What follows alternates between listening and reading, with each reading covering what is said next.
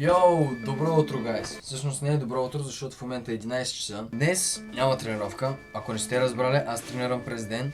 И затова вчерашната тренировка, която се получи много добре, зимната тренировка с малко сняг, мисля, че видеото се получи доста приятно, доста хубаво. Май трябва да стана така между другото, защото като се стана така просто ставам тъмен, защото светлината, да, просто ще стана така. И може да видите Пантера, Linkin Park, Rainbow, Deftones и Radiohead. Мисля, че вчера видеото се получи доста добре за тренировката.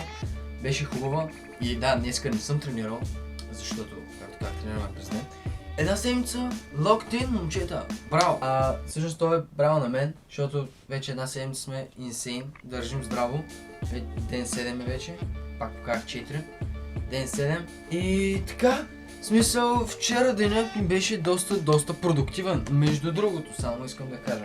Вчера денят ми беше абсолютно продуктивен и съм много горд със себе си. За днес съм се написал доста малко неща да правя в това, което си пиша. За днес не съм написал много неща да правя. Всъщност, защото, да знам, нямам какво толкова да правя днес. В смисъл, нормалните неща. Днес просто няма да тренирам, но вчера наистина беше продуктивен ден. Искам да попитам хора само едно нещо. От какво се притеснявате? Защото няколко човека, които са мои приятели, ми казват: брат, притеснявам се да направя това, защото резултата може да е това. Ами, ако е другото, ако резултатът е позитивен, защо винаги смяташ, че резултатът ще е негативен? Да, може би шанса резултатът да е негативен е много по-голям, но брат, за какво живееш? В смисъл, идеята е да пробвате някакви неща, идеята е да дадете всичко от себе си, за да направите промената. И факт аз ще ви кажа, имам един много добър приятел, който много си го обичам, направо с цялото сърце го обичам.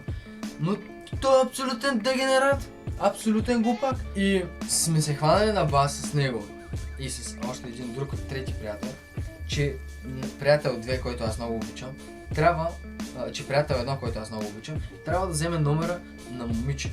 И вчера, като се прибирахме от училище, той имаше възможност да го направи поне над 1000 пъти. Но той се притеснява от това, И аз се опитвам да му кажа: брат, трябва да излезеш от комфортната зона и да го направиш. Тя може да те отреже. Най-вероятно ще те отреже първи път.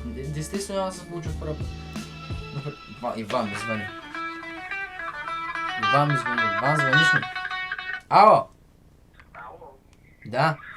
Виж си Инстаграма. Да си видя, какво мога да видим в Инстаграма? Чакай, на високо говорите, виж си Инстаграма.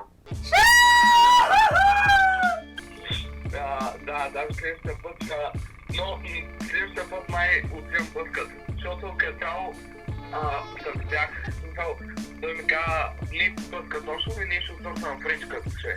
Направо си друг човек в момента. Разбирам какво е да се съскъсам последните на главата. Да. Въй, сладур! Уникален си. Ама добре ли ми си? Аз мисля, че е много добре, аз се харесвам. И щом ти се харесваш, брат, ма не, много си добре, А що остава в видеото си, какво си мислиш? Така ли? Много ясно. Ще ме има ли във вечността? Как ти си ме променил към по-добро? Много ясно, че съм те променил към по-добро. Притесняваш се, че някой ще реагира по някакъв друг начин, Даскал? Комент ти за Даскал. Така. Добре, това исках да чуя. Комент ти за Даскал. Най-вероятно някой ще коментира в комент ти, защото че ти се харесва. Точно така. Това е моята коса, не тяхната коса. Точно така. Това исках да чуя. Абсолютно това исках да чуя. Аз съм много напръган, много съм такова. Значи, това усещам наистина, фреш усещането от Барбара е просто уникално. Хубаво, аз ще оставям, че правих тук някакви работи. Да, видео правиш. Да. Хубаво, love you. Айде.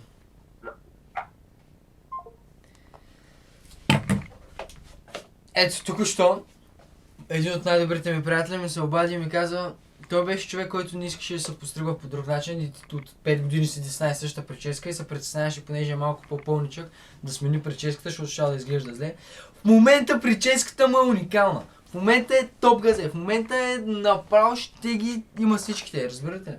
И той ще се промени. Той даже на мен ми е казал, че поради факта, че аз съм му влязъл в живота, той е направил големи стъпки напред, за което аз мога да бъда само благодарен и доволен от този факт. Но да, обичам го ужасно много и се надявам и вие да си намерите приятели, които да обичате ужасно много и да искате да направите всичко за тях.